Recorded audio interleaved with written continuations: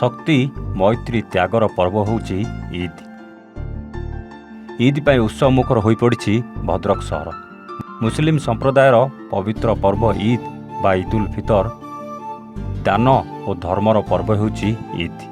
रमजान अवसर में मासे काल उपवास रहिबा परे आज पालित होउछि ईद। चांद देखिबा परे आज ईद पालित होइछि। भद्रक जिले में मध्य ईद पाई उत्सव मुखर होइछि सहर। जिलार 33 मस्जिद रे नमाज आयोजित होइछि। सबु मस्जिद रे नमाज परे शेष में भद्रक सहर कुआस स्थित ईदगाह ठारे सामूहिक नमाज आयोजित होइछि। हजार हजार संख्यक मुस्लिम धर्मावलम्बी माने ईदगाह ठारे सामूहिक भावे नमाज पढ़िछन्ति। नमाज परे समस्ते अन्य को आलिंगन करी ईद मुबारक बा अभिनंदन जणाइछन्ति। घरे घरे खुशीर माहौल। नुआ पोशाक सांगकु सुस्वाद्य खाद्यर आसर जमिब। भद्रक पुलिस तरफरु व्यापक सुरक्षा व्यवस्था मध्य करा जायछि। अशरफ अली खान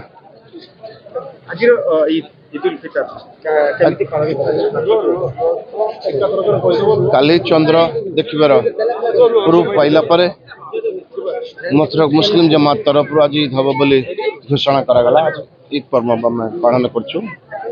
ईद हूँ गोटे खुशीर पर्व। ईद हूँ गोटे धर्मर पर्व। ईद हूँ गोटे भाईचारार पर्व। ईद हूँ दान करिवार पर्व। ईद हूँ क्षमा दबार पर्व। ईद हूँ क्षमा मांगिबार पर्व। आज आम एक नुआ संकल्प नौचु कि आम समाज रे समस्ते भाईचारा को सुदृढ़ करवा। आप देखुं वर्तमान जो कदमबेड़ा रे भद्रक शहर भीतर जो ईदगाह अच्छे से ईदगाह रे बहुत संख्यार मुस्लिम भाई मैंने आसिकी मास प्रेयर कर वर्तमान मास प्रेयर सरी जाइए। समस्ते समस्ते जीवा आगे प्रस्तुत अच्छा और आम पुलिस तरफ आमर सब स्टाफ ऑफिसर्स और सीआरपीएफ तरफ कमांडेंट प्रवीण अच्छा आम वेलकम करुचु। ईद शुभेच्छा जनाऊँ।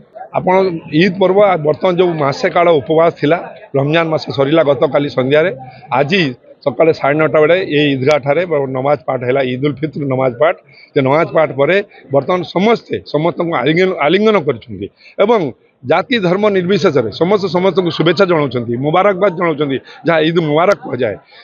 या बर्तमान समस्ते समस्त को निमंत्रण करती।